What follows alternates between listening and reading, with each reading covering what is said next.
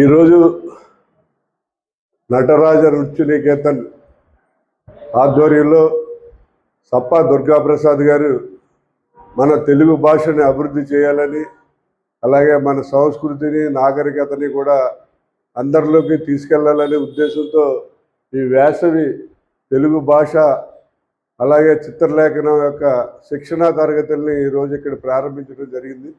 దీనికి ముఖ్య అతిథిగా మరి తెలుగు యూనివర్సిటీ వైస్ ఛాన్సలర్ మన రావటం జరిగింది.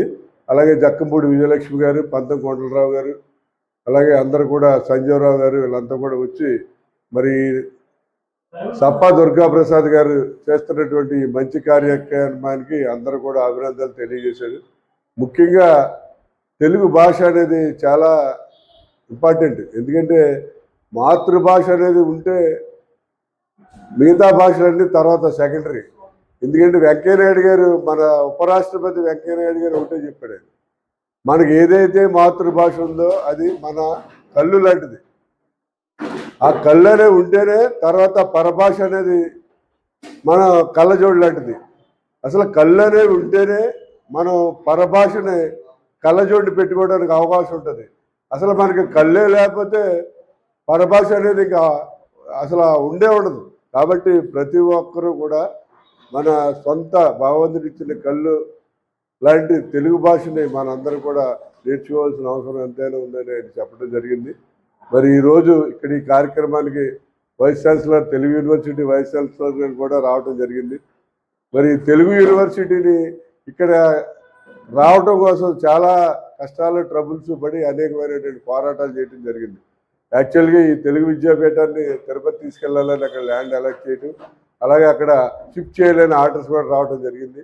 అప్పట్లో Hemachandra Reddy state council of higher education ఆయనతో పోరాడి, ఆయన వైవి సుబ్బారెడ్డితో మాట్లాడి, విశ్వేశ్వరరెడ్డి లేకపోతే సజ్జల రామకృష్ణారెడ్డితో మాట్లాడంటే వాళ్ళతో మాట్లాడి ఇక్కడి నుంచి షిఫ్ట్ చేస్తే అమరనాథ చేస్తామని చెప్పి గొడవ చేసి మరి ఇక్కడ తెలుగు ఈ విశ్వవిద్యాలయాన్ని ఇక్కడ ఉండటానికి కృషి చేయడం జరిగింది.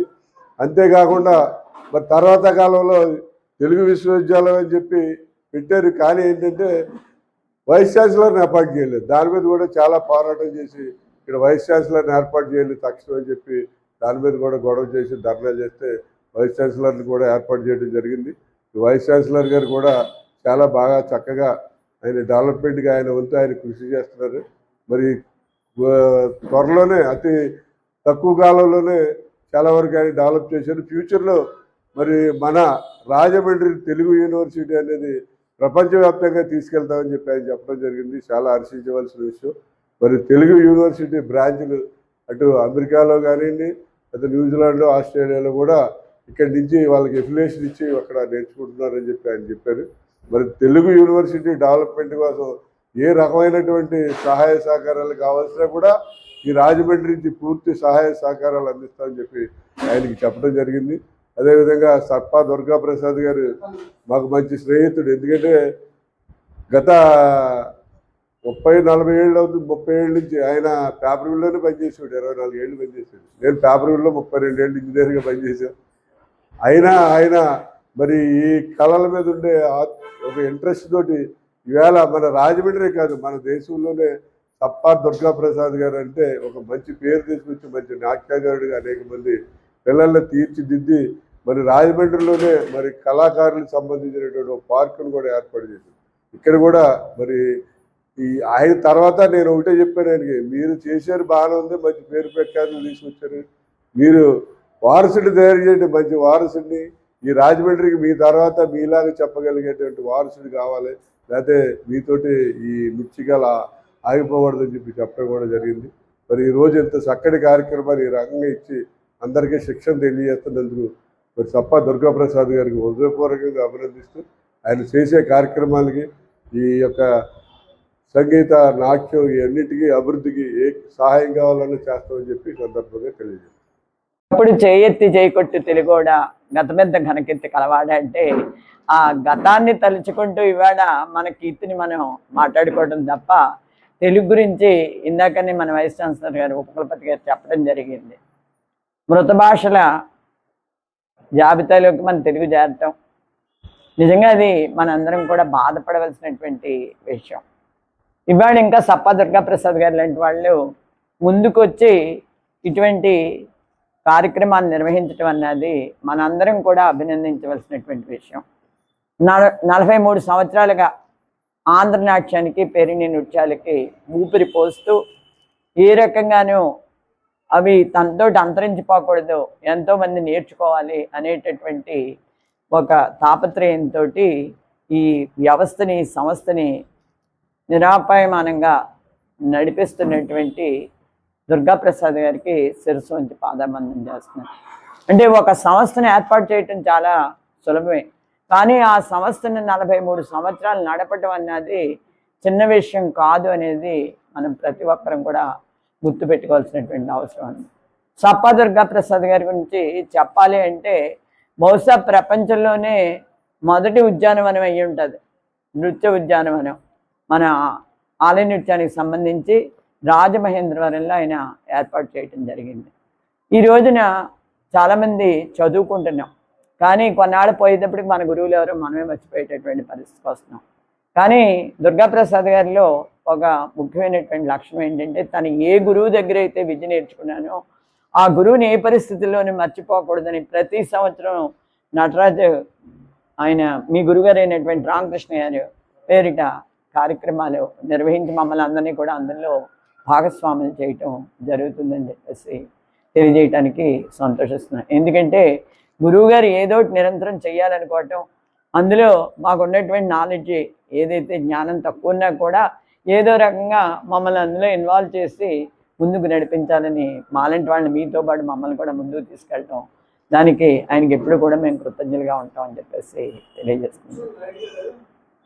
ముఖ్యంగా ఒక విషయం ఏంటంటే, ఇటాలియన్ ఆఫ్ ది ఈస్ట్, దేశ భాషలందు తెలుగు లేస్తా అని చెప్పి ప్రతి ఒక్కరి చేత కీర్తింపడినటువంటి మన తెలుగు భాష ఇవాళ నేర్చుకోవడానికి ఇందాక తమ్ముడు సంజీవ్ చెప్పినట్టు రండి బాబు మీరు నేర్చుకోండి లేదా మీకు నేర్పుతాం అని చెప్పి బతిమాలు తీసుకునే వచ్చేటటువంటి పరిస్థితి అనేది నిజంగా బాధపడాల్సినటువంటి పరిస్థితి. ఇవాళ ఒక్కసారి పరిశీలిద్దాం, ఎంతమంది తల్లిదండ్రులు ఏదో ఒక శతకంలో ఈ 5 పద్యాలు మినిమం చెప్పగలరా అని చెప్పేసి ప్రశ్నిస్తున్నాం.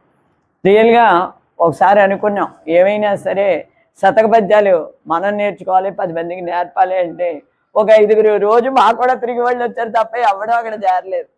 5గురు కూడా నత్తుతా పద్యాలు చదువుతుంటే ఇది మనం పబ్లిక్లోకి వెళ్తే చాలా మనమే బ్యాడ్ అవుతాము, ఎత్తుకోపోయినా పర్లేదు కానీ ఎత్తుకున్నాక తప్పులు తడకలో మాట్లాడితే మాత్రం జనాలు మనల్ని హర్షించరు అని చెప్పేసి అనుకోవటం జరిగింది.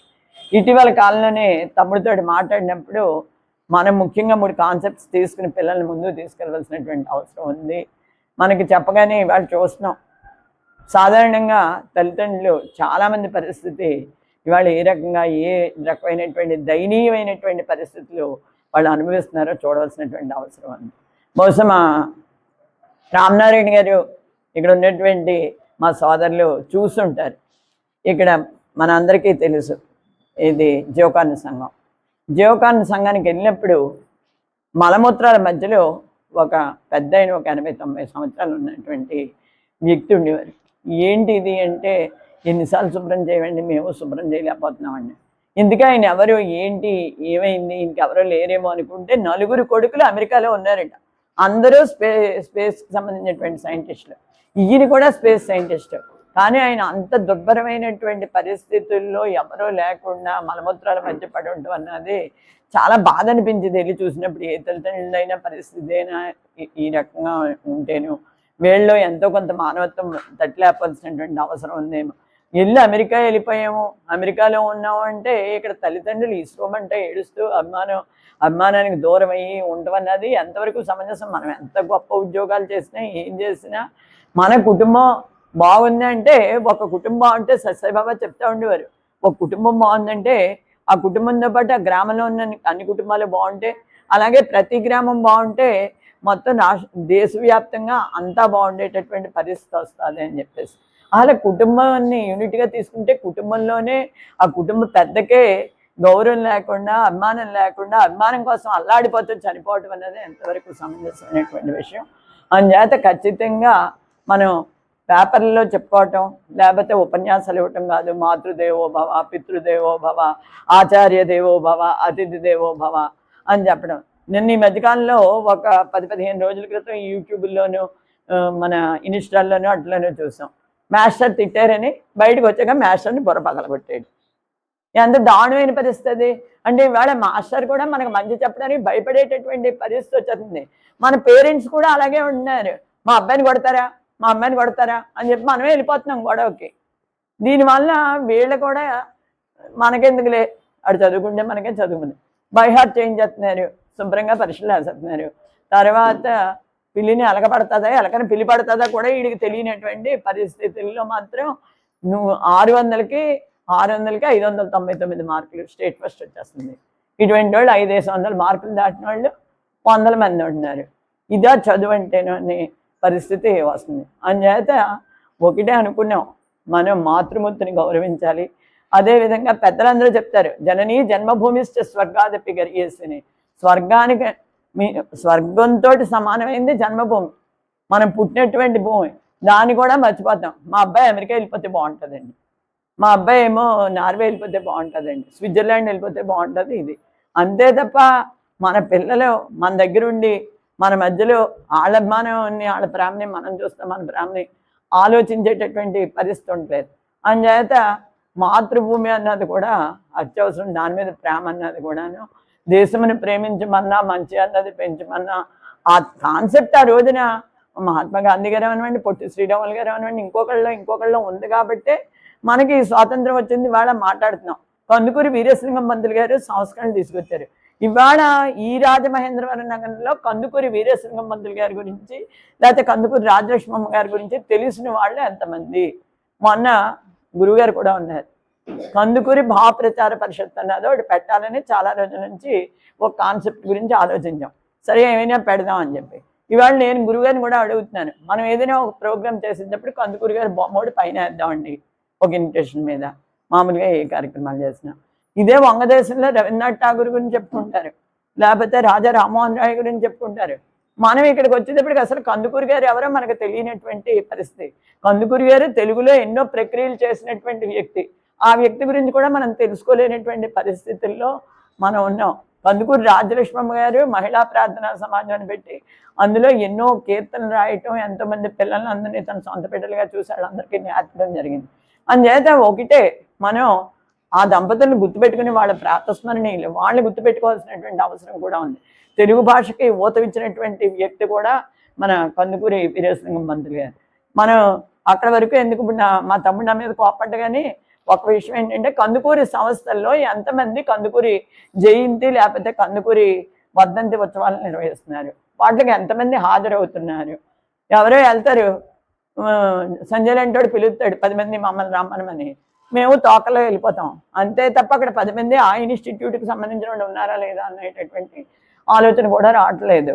అందుచేత నేననేది ఏంటంటే, తెలుగు భాషకు ప్రాణం పోసినటువంటి అటువంటి వ్యక్తులు మనం గుర్తుపెట్టుకోవాలి.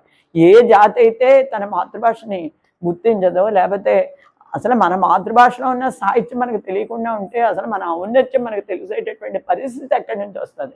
మన ఔన్నత్యం మనకు తెలియాలంటే ఖచ్చితంగా మన జాతి యొక్క సాహిత్యాన్ని మనం తెలుసుకోవాల్సినటువంటి అవసరం ఉంది. ఇవాళ మనం ఇంగ్లీష్లో షేక్స్పియర్ అంతా చదివేయచ్చు, కానీ ఇక్కడ ఉన్నటువంటి నన్నయ్య గారు మహాభారతాన్ని తిరిగించారు. అది ఏ రకంగా జరిగిందన్న విషయం కూడా మనకు తెలియకపోతే ఆ రాజమండ్రిలో చేసాడు ఆ నన్నయ్య గారు తెలుగు ఇది అని చెప్పి అడిగేటటువంటి పరిస్థితి వస్తే ఇంతకంటే దౌర్భాగ్యం ఇంకోటి ఉండదు. అందుచేత మేము మొన్న అనుకున్నది ఏంటంటే, మాతృమూర్తి, భూమి, అదే రకంగా మాతృభాష, ఈ మూడింటికి ఇంపార్టెన్స్ ఇచ్చే విధంగా కొన్ని కార్యక్రమాలని నిర్వహించాలనేటటువంటి ఆలోచన చేయటం. గత సంవత్సరం భాష ఉత్సవాలను కూడా నిర్వహించడం అంటే అనుకున్నది ఏంటంటే, బ్రహ్మోత్సవాలు చేద్దాం, తెలుగు తల్లి బ్రహ్మోత్సవాలు పెడదాం, తెలుగు భాష బ్రహ్మోత్సవాలు చేద్దాం. చేయటం ద్వారా తెలుగు భాష ఇక్కడ ఉన్నటువంటి కవుల్ని అందరినీ కూడా మనం ముందుకు తీసుకెళ్ళవలసినటువంటి అవసరం ఉందని చెప్పేసి దాని గురించి కూడా ఆలోచన చేయటం. అక్షరదేవతల ర్యాలీ ఏర్పాటు చేసి ఇక్కడ ఫొటోస్ ఇది చేసి ఆ దేవతలు ఏ రకంగా ఉంటారో, వాగ్దేవతలు, లేకపోతే మన స్వరంలోంచి వచ్చేటటువంటి ప్రతి శబ్దానికి సంబంధించి ఒక దేవత ఉంది, వాళ్ళందరినీ కూడా ఓ పెద్ద ఊరేగింపు అంటే మళ్ళీ ఎక్కడి నుంచి రమ్మంటే గట్టిగా వస్తే మన రాజమహేంద్రవరం కాలేజీ సంహిత డిగ్రీ కాలేజ్. ఎందుకంటే సంహితలో చదువుకునే పిల్లలు ఇంకా తప్పదన్న వెనకాల రావాలి కాబట్టి వెళ్ళకపోతే బాగోదేమో మా కరస్పాండెంట్ గారు ఏమనుకుంటారు, రాజా గారిని ఆడొస్తారు, విశ్వేశ్వరరెడ్డి గారు ఏమన్నా అంటారేమో అని ఆడపిల్లలు వస్తారు. మేమే వెళ్ళి గోదావరమ్మకి పూజలు, లేదా గోదావరి యొక్క ఔన్నత్యం, లేదా గోదావరి మీద కవిత్వం మేమే మాట్లాడుకోవటం, మేమే చేయటం, ఇది ఒక కార్యక్రమం కింద ముందుకు నడుస్తుంది. ఫ్యూచర్లో ఒకే ఒక్క విషయం పిల్లలకి ఖచ్చితంగా మనం మాతృమూర్తి ఇంపార్టెన్స్ చెప్పాల్సినటువంటి అవసరం ఉంది. ఇటీవల కాలంలో అంతర్జాతీయ మహిళా దినోత్సవం జరిగినప్పుడు కూడా మనకి చాలా వరకు గతంలో జోలపాటలుండి, లాలిపాటలుండి, మంగళహారతులుండి, ఈ ఎవడైనా అసలు పాడుతున్నాడు, మంగళహారతకు కూడా తైతక్కలాడించేస్తున్నారు, టట్టట్ట టిట్టి అంటున్నారు. అది ఏంటో భాష ఏంటో అర్థమవుతూ ఎవరి మీద పాడుతున్నానో కూడా ఎవరికి తెలియనటువంటి పరిస్థితి వచ్చేస్తుంది. అందుచేత ఆ రకంగా ఉండకూడదని మొన్న జోలపాటలు వీటి మీద కొన్ని కార్యక్రమాలు అక్కడ చేయటం జరిగింది. అంటే వీటిలన్నింటినీ బయటికి తీసుకురావటం ద్వారా మనం ఎంతో కొంత భాషకు సేవ చేయగలుగుతాం అనేటటువంటి ఆలోచనతో ఈ కార్యక్రమాలన్నీ నిర్వహించడం జరుగుతుందని చెప్పేసి తెలియజేసుకుంటున్నాను.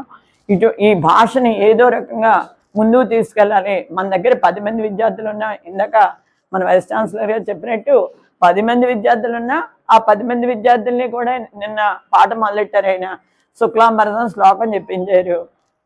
పనస తొనల కన్నా పంచదార కన్నా అని, జుంటి తేనె కన్నా మిన్న అన్నట్టు తెలుగు భాష గురించి ఆయన ఒక పద్యం చెప్పారు. అందు గురించి వాళ్ళు చక్కగా పాడారు పిల్లలు. ఆ రకంగా పాడగలిగేటటువంటి స్థితి తీసుకురావాలి. శతకాలు కూడా మనం నేర్పగలిగేటటువంటి పరిస్థితి రావాలి. ఇదివరకు క్రాఫ్ట్స్ క్లాసులు ఉండి వాటిలో ఏదో ఒకటి కొంత నీతి కథలను ఏదో ఒకటి చెప్పేవారు. ఇప్పుడు ఏ క్లాసులు లేవు. మొత్తం ఉన్నటువంటి పొద్దున్న సాయంత్రం వరకు 10 క్లాసులు ఉన్నా, 8 క్లాసులు ఉన్నా, 6 క్లాసులు ఉన్నా కూడా అన్నీ మ్యాథమెటిక్స్, ఇంగ్లీషు, సైన్స్ వాటితోటి అయిపోతుంది మన జీవితం. మన పిల్లలకి మాత్రం ఏం జరుగుతున్నదన్నది తెలియదు. అమ్మమ్మ ఏంటో తెలియదు, నాన్నమ్మ ఏంటో తెలియదు, బామ్మ ఏంటో తెలియదు, ఏమీ తెలియదు. ఆంటీ ఒకటే మొత్తం ఇంట్లో వాళ్ళు అందరినీ కూడా. అంటే పూర్వం రామనారాయణ గారికి తెలుస్తుంది, పెద్ది అని పిలిచేవారు పెద్దమ్మని. మేము బ్రాహ్మణులలో బాగా ఇదిగా ఉండేది కదండి పెద్ది అనే పదం. అది మిగతా వాళ్ళు కూడా నేర్చుకుని చక్కగా పెద్ది అనో లేకపోతే పిన్ని అనో ఇవన్నీ పలుకులు ఉన్నాయి. ఇప్పుడు ఆ పలుకులే వినపట్టలేదు, అవి చిలక పలుకులు అయిపోయినాయి. మొత్తానికి మనకి భాష మీద పట్టుపోయింది. అందుచేత ఒకే ఒక్క విషయం చెప్తున్నాను, మనం అందరం గుర్తుపెట్టుకోవాల్సింది, మధురమైన మన భాష కంటే చక్కనైన భాష జగతి లేదు, తల్లి పాల కంటే తనయులకే పాలు బలము నీయగలవు తెలుగు బిడ్డ. మన భాష చాలా మధురమైంది. దేశ భాషలందు తెలుగు లెస్స అని నేను అనలేదు, శ్రీకృష్ణదేవరాయలు గారు.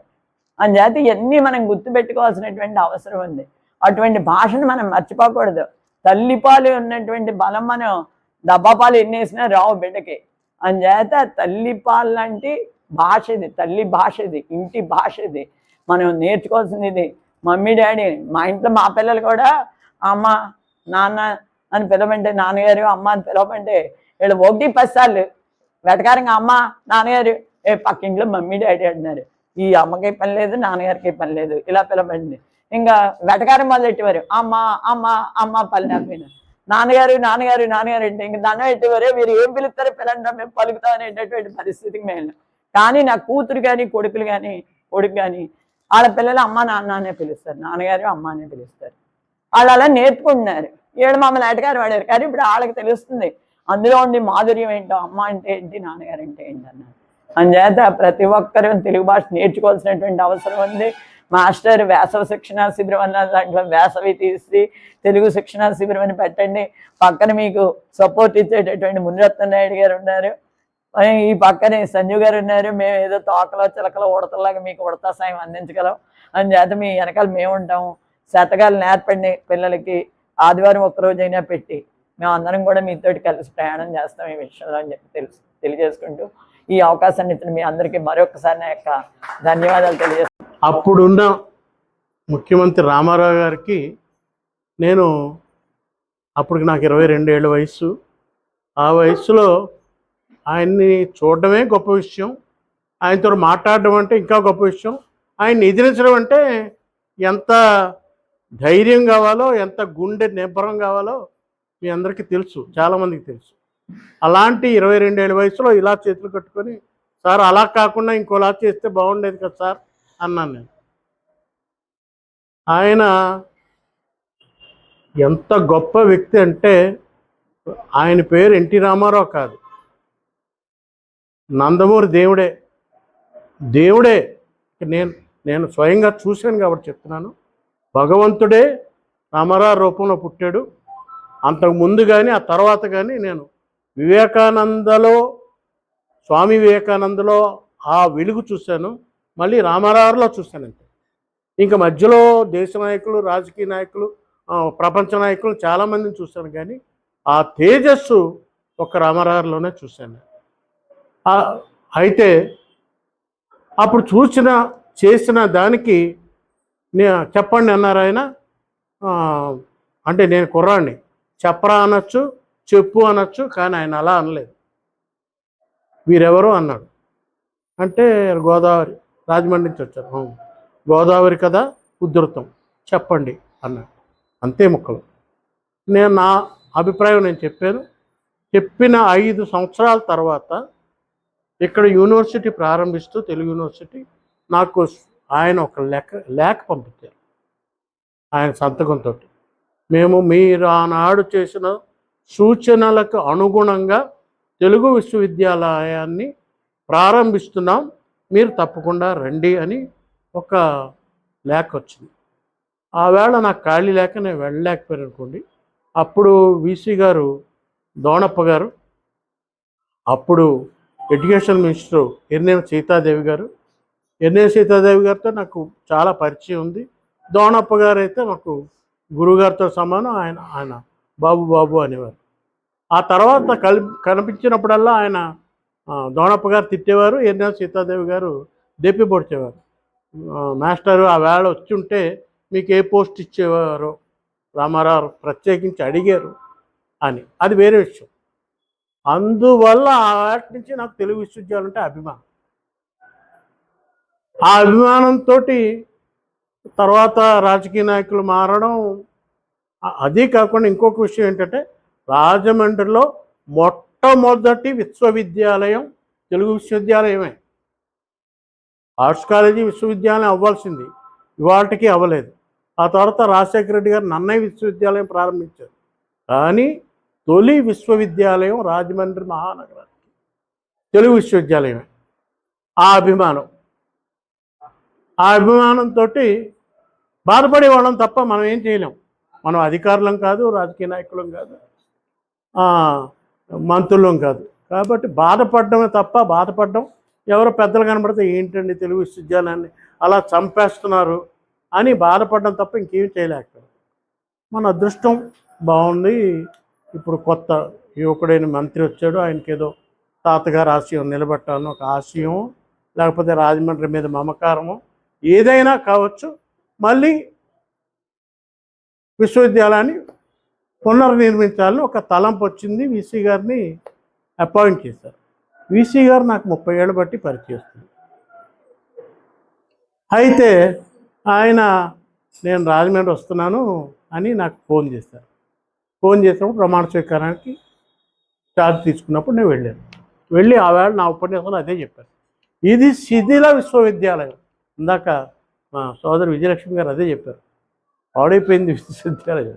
శిథిల విశ్వవిద్యాలయం మీ చేతిలో పెట్టారు మునిరత్న నాయుడు గారు, దీన్ని మళ్ళీ పునర్వైభవం తీసుకురండి అంటే, ఆ వేటి నుంచి నాకు తెలుసు ఇవాటి వరకు ఆయన ఎంత కష్టపడుతున్నారో, ఎన్ని ఇక్కట్లు పడుతున్నారో, ఎన్ని మాటలు పడుతున్నారో, పర్సనల్గా కూడా ఆయన ఎన్ని ఇబ్బందులు పడుతున్నారో నాకు తెలుసు. అందుకని మనం విశ్వవిద్యాలయం, ఆయన ఒకటే అన్నారు, ఇక్కడ విశ్వవిద్యాలయం ఉందని ఎవరికి తెలియదు దుర్గాప్రసాద్ గారు, దీన్ని ప్రచారం చేయాలి మనం, మీరు ఏమైనా చెప్పండి నేను చేస్తాను అని. ఈ సంవత్సరం తెలుగు విశ్వవిద్యాలయం వాళ్ళు ఆంధ్రనాట్యం వేసవి శిక్షణ శిబిరం పెడితే నాకు సాధ్యమైనంత వరకు పిల్లలందరినీ బతిమాలి 13 మందిని దానికి పంపిస్తున్నాను. 2, ప్రతి సంవత్సరం నేను తెలుగు భాషా శిక్షణ పెడతాను సార్ శిబిరం, దానికి తెలుగు యూనివర్సిటీ పేరు పెట్టుకుంటాను అన్నారు. ఎందుకు, మేమేమి ఇవ్వం కదా అన్నారు ఆయన. ఏం సార్ అంతేనా, మేమేమి ఇవ్వం కదా, ఎందుకు అన్నారు. ఎందుకు మీరు ఇస్తారనో చేస్తారనో, నాకు ఇచ్చిన దాన్నే నేను ప్రపంచానికి ఇచ్చేసిన వాడిని అండి. నాకు మీరు ఇస్తారని చేస్తారని కాదు.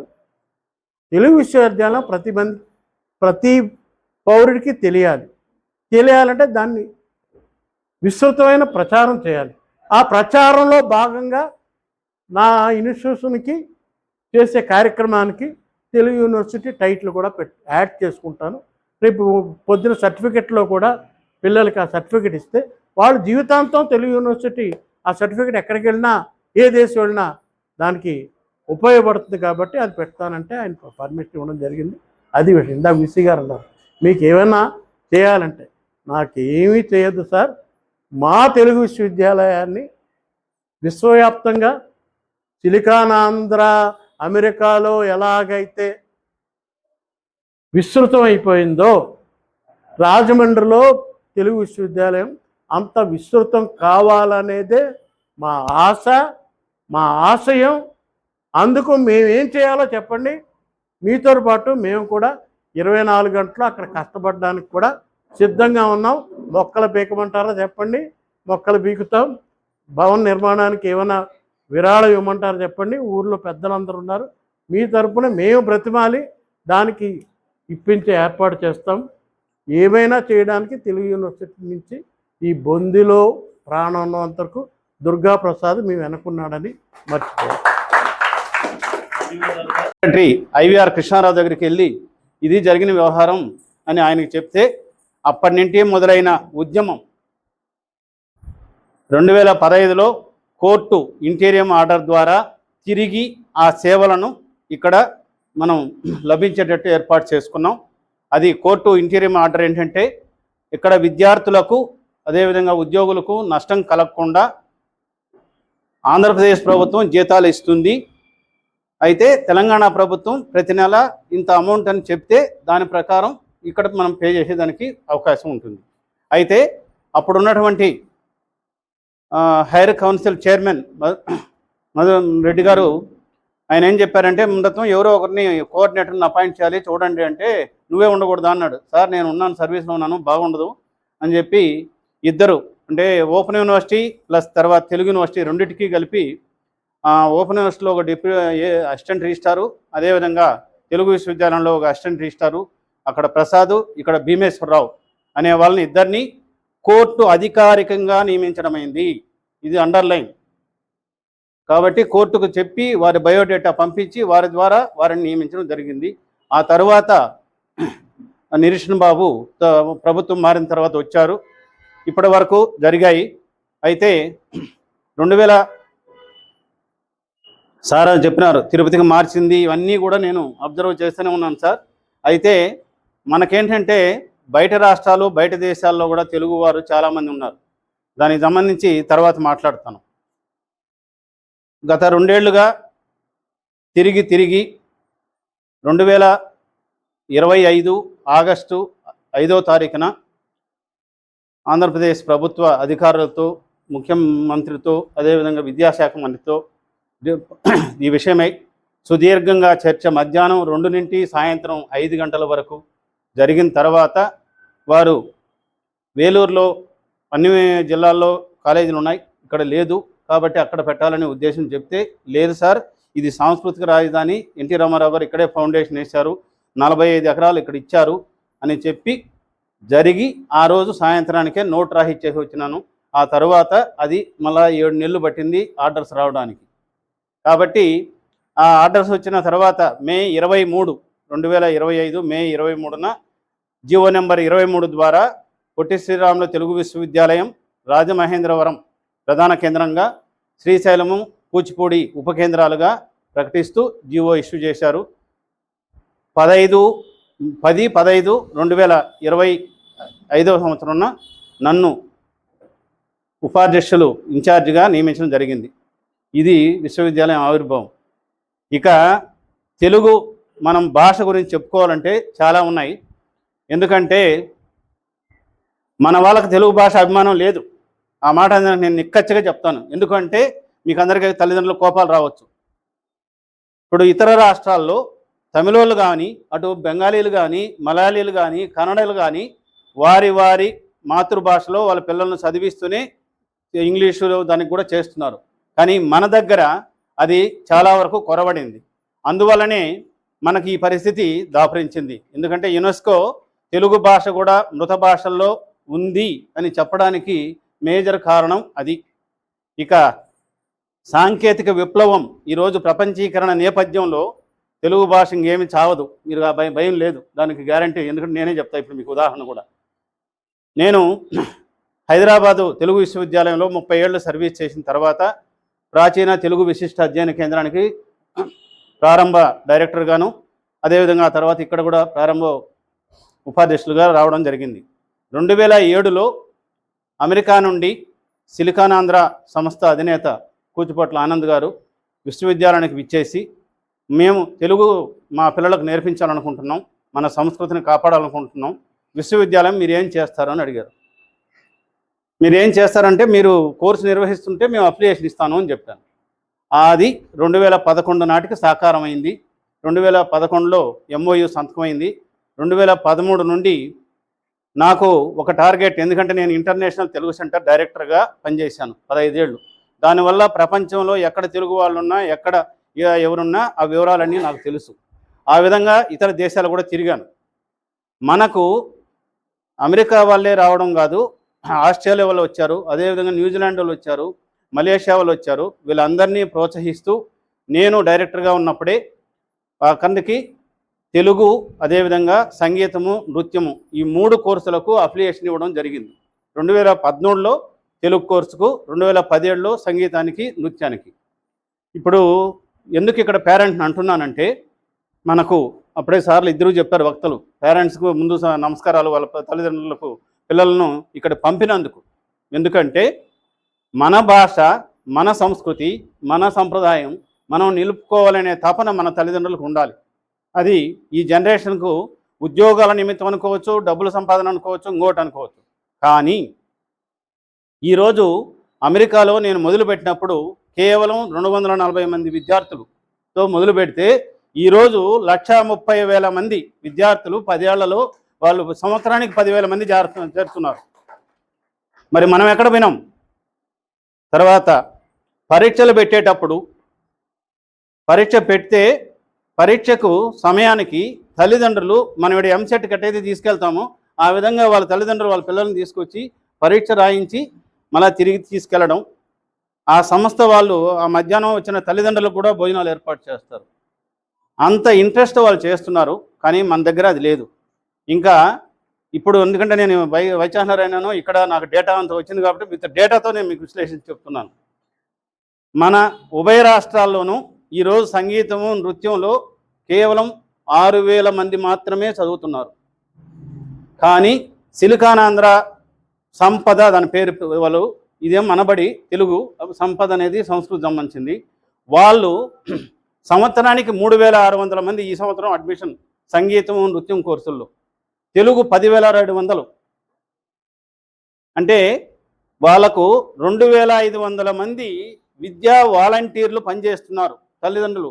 అంటే వితౌట్ ఎనీ పైసా, జీతం కాదు, పారితోషం కాదు, ఏమీ లేదు. రాత్రింబగలు తెలుగు భాష కోసం ఆ తల్లిదండ్రులు సేవ చేస్తున్నారు. మరి మనం ఎంతవరకు చేస్తున్నాం? మన భాషను నిలుపుకోవడానికి మనకు ఎంతవరకు తపన ఉండాలి? ఈ విషయాలన్నీ నేను పడ్డాను కాబట్టి అందువల్ల నేను ఇంత ఆవేశంగా మాట్లాడుతున్నాను. ఇక్కడ యూనివర్సిటీలో కూడా ఇప్పుడు సమ్మర్ కోర్సు మొదలుపెట్టాం. సంగీతము, ఆంధ్రనాట్యము, అదేవిధంగా కూచిపూడి నాట్యము, చిత్రలేఖనము, యోగా, ఈ 5 కోర్సులు మొదలుపెట్టాం. సంగీతానికి ఎవరూ రాలేదు, మిగిలిన కోర్సులన్నీ నడుస్తున్నాయి. కూచిపూడిలో మాత్రం అనూహ్యంగా 140 మంది విద్యార్థులు రావడం, దాన్ని 3 బ్యాచ్లు చేసి దానికి కావాల్సిన టీచింగ్ అన్నీ ఏర్పాటు చేస్తున్నాను. ఇక్కడ 50 మంది కూచిపూడికి వచ్చారు. అదేవిధంగా యోగాకు మాత్రం తక్కువే వచ్చారు, ఒక 6 మంది 7 మంది వచ్చారు. చిత్రలేఖనానికి 17 మంది ఉన్నారు. మొదట్లో 5-4 వచ్చారు. కాబట్టి సార్ మీరు దుర్గాప్రసాద్ గారు, మీరు 3 ఉన్నారా 5 మంది ఉన్నారనే సమస్య కాదు. మనం మొదలు పెట్టాలి. మన కార్యక్రమం ఎప్పుడు అర్థం చేసుకుంటే అప్పుడు అర్థం చేసుకుంటారు తల్లిదండ్రులు. కాలమే నిర్ణయించాలి, మన చేతుల్లో లేదు. మన ప్రయత్నం లోపం లేకుండా చేయాలి. దానికి నా సహకారం నేను ఉన్నంత వరకు మీకు ఇస్తాం. ఇంకా విశ్వేశ్వరరెడ్డి గారు అడిగిన కోరిక, యూనివర్సిటీ ఇంకా డెవలప్ అవ్వాలి. ఎవరికి ఏమీ లేదు. ఇప్పుడు ఇంకొక విషయం కూడా యూనివర్సిటీ గురించి చెప్పాలి కదా, దయచేసి పత్రికా విలేకరులు మాత్రం రాసుకోకండి ఆ విషయం. ఎందుకన్నా ఒక పోస్ట్ కూడా లేదు. కాబట్టి అది డివైడ్ అయ్యేంత వరకు నిన్న వెళ్ళింది కూడా సెక్రటరియట్కే వెళ్ళాను. అడ్వకేట్ జనరల్ను అదేవిధంగా గవర్నమెంట్ ప్లేడర్ను ఇద్దరిని కలిసి మాట్లాడి వచ్చాను. అయ్యా, మీరు ఇక్కడ ఉండే ఉద్యోగులు కూడా మీ వాళ్ళు కాదు, మీరు జీతాలు ఇస్తావచ్చు, కానీ అక్కడి నుండి డివైడ్ అయ్యేంత వరకు మీకు ఎలాంటి అధికారము లేదు. కాబట్టి వాళ్ళకి ఇచ్చే జీతాలు కూడా ఈ నెల నుండి ఏప్రిల్ నుండి మనమే ఇవ్వాలి, మనమే ఏర్పాట్లు చేసుకోవాలి. ఆ సాధక బాధకాల్లోనే నేను దాని గురించి కూడా వెళ్ళాను. కాబట్టి ఇక్కడ ఒక అనుభవం ఉండి 30 ఏళ్ళు నేను యూనివర్సిటీలో పనిచేశాను కాబట్టి దానికని యూజీసీ రూల్స్ ప్రకారం అడ్జంట్ ఫ్యాకల్టీ అనే ఒక ప్రొవిజన్ ఉంది. అది 60 ఏళ్ళ నుండి 70 ఏళ్ళ వరకు ఉండేటువంటి సౌకర్యంతో వాళ్ళని అపాయింట్ చేసుకొని ఇప్పుడు పోయిన సంవత్సరం నష్టపోకుండా 3 ప్రాంగణాల్లో అంతకు మునుపు నిర్వహిస్తున్నటువంటి కోర్సులు మాత్రం కంటిన్యూ చేస్తున్నాం. ఈ సంవత్సరం సంగీతము, నృత్యము, తర్వాత శిల్పము, చిత్రలేఖనము, యోగా, అదేవిధంగా నాటక రంగం, ఇవన్నిటినీ చేయడానికి ప్రయత్నం చేస్తున్నాను. బడ్జెట్ వస్తే ఇవన్నీ స్టార్ట్ చేస్తాను, ఎందుకంటే దాని మీదనే ఆధారపడి ఉండదు కాబట్టి. దానికి కూడా ప్రయత్నం చేశాము. మాకు బడ్జెట్లు అయితే ఏమి ఇవ్వలేదు, వేరే రకంగా మళ్ళా పోయి ప్రెజర్ చేశాము. ఇస్తామని చెప్పారు, నేను ప్రయత్నం చేస్తున్నాను. అది వస్తే బహుశా జూన్లో ప్రకటన ఇవ్వడానికి అవకాశం ఉంటుంది. ఇప్పుడు రేపు 30, 31, అదేవిధంగా 6, 7 ఈ 4 తేదీల్లో అమెరికాలో సంపదలో పాస్ అయిన వాళ్ళకు, తెలుగు కోర్సులో పాస్ అయిన వాళ్ళకు దాదాపు 9,000 మందికి స్నాతకోత్సవం చేస్తున్నాం. అంటే వాళ్ళకి అదొక సంతోషం, మా పిల్లలు పట్టా తీసుకున్నారు అని అంటే ఆ తల్లిదండ్రులు విపరీతంగా వస్తారు అక్కడ. ఆ ఉత్సాహం మనకు లేదు. కాబట్టి తల్లిదండ్రులకు అందరికీ నమస్కారం చెప్తున్నాను. మన భాషను మనం కాపాడుకోవాలి. మన భాషను కాపాడుకుంటేనే మన సంస్కృతి కాపాడుకుంటాము. ఇప్పుడు అప్పుడే సార్ చెప్పారు, కోటేశ్వరరావు గారు, మీతో పాటు పిల్లల్ని తీసుకొని వెళ్ళండి షాపింగ్లకు, వీటన్నిటికీ అక్కడ తెలుగు మాట్లాడండి అని.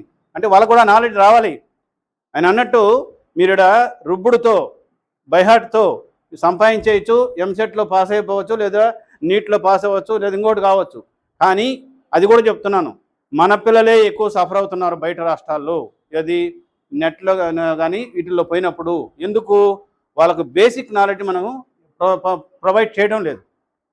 ఓన్లీ కాంపిటీషన్ స్పిరిట్తో చేస్తున్నారు తప్ప నిజమైనటువంటి నాలెడ్జ్ సంపాదించలేకపోతున్నాం. అది దాని మీద కాన్సన్ట్రేషన్ చేయాలి. కాబట్టి తప్పకుండా మనం అది చేయాలని మనస్ఫూర్తిగా కోరుకుంటున్నాను. నేను హైదరాబాద్లో విశ్వవిద్యాలయంలో పనిచేసినప్పుడు బయట రాష్ట్రాల కోసం నవోదయ పాఠ్య పుస్తకాలు తయారు చేశాను.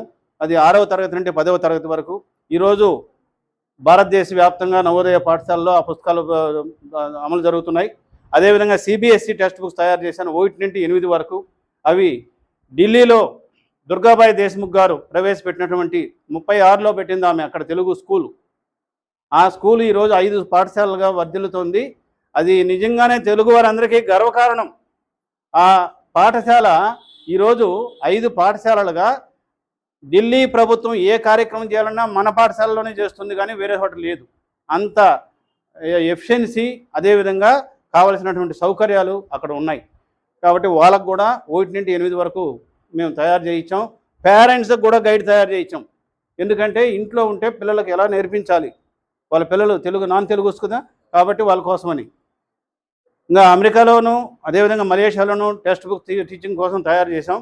ఇప్పుడు ఒక బుక్ యూనివర్సల్గా ఒక బుక్ తయారు చేశాను, చివరి దశలో ఉంది. అది కూడా వీడికి వచ్చిన పనుల ఒత్తిడి వల్ల నేను పూర్తి చేయలేకపోతున్నాను. కనీసం ఒక 2 రోజులు కేటాయిస్తే ఆ బుక్ కూడా బయటకు వచ్చేస్తుంది. అది తెలుగు, ఇంగ్లీషు, హిందీ 3 భాషల్లో ఉంటుంది నేర్చుకోవడానికి. ఆయా భాషల వాళ్ళు హిందీ ప్లేస్లో తమిళం, కన్నడం, అదేవిధంగా బెంగాలీ ఇవన్నీ చేయడానికి ఏర్పాట్లు చేస్తున్నారు. రాష్ట్రేతర తెలుగు సమాఖ్య అనే సంస్థ బయట రాష్ట్రాల్లో, విదేశాల్లో తెలుగు డెవలప్ చేయడానికి వాళ్ళు కంకణం కట్టుకొని చేస్తున్నారు. వారికి నా సహకారం అందిస్తున్న వ్యక్తిగతంగా, యూనివర్సిటీ పరంగానే కాకుండా. ఇక సంజీవ్ అప్పడోని మారిషస్లో ఒక మహానుభావుడు, జై తెలుగు తల్లి, జై తెలుగు తల్లి, జై మాతృభూమి, జై జన్మభూమి, ఈ నిదానం తప్పంగా ఒకటి లేదు. ఆయన జీవితాంతం ఆయన చనిపోయారు. నిన్నటి రాత్రే ఆయనకు ఒక కార్యక్రమం ఆన్లైన్లో నిర్వహించాను. దాదాపు ప్రపంచవ్యాప్తంగా 40 మంది పార్టిసిపేట్ చేశారు. కాబట్టి అటువంటి వాళ్ళ స్ఫూర్తితో మీరందరూ తెలుగు నేర్చుకోవాలని పిల్లలకు శుభాశీస్సులు ఇస్తూ, వారికి నా వ్యక్తిగతంగా వాళ్ళకి ఏదైనా కావాలంటే మీరు బోధనకు సంబంధించి నేను ఇస్తాను సార్. వద్దు, సరే, అది మీ ఇష్టం.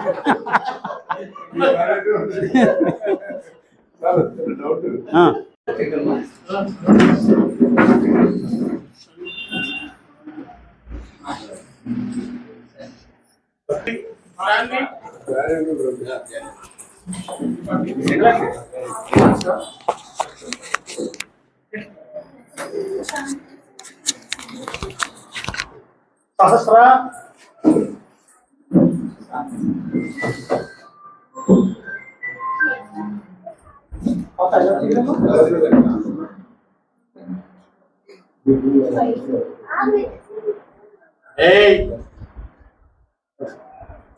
గౌతమ్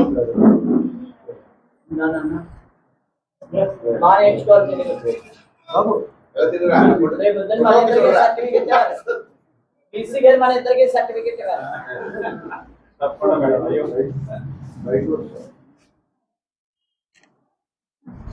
ఇయానా ఇయానా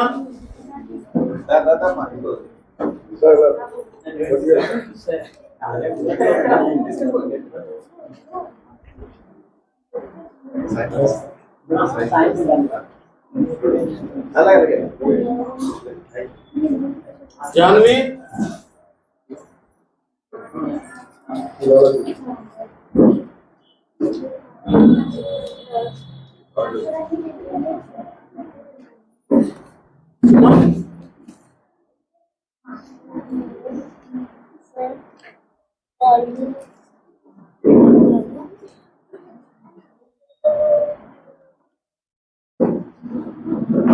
ఇంకెవరున్నారు తెలుగులో జాయిన్ అయిన వాళ్ళు?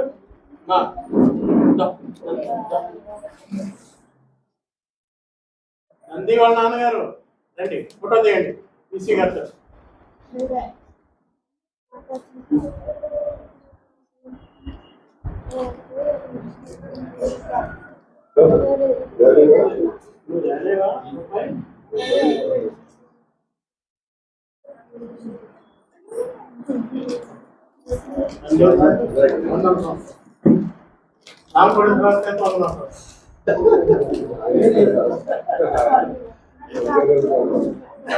తల్లిదండ్రులారా ఆలోచించారు భాష గురించి, వారసత్వం గురించి, సంస్కృతి.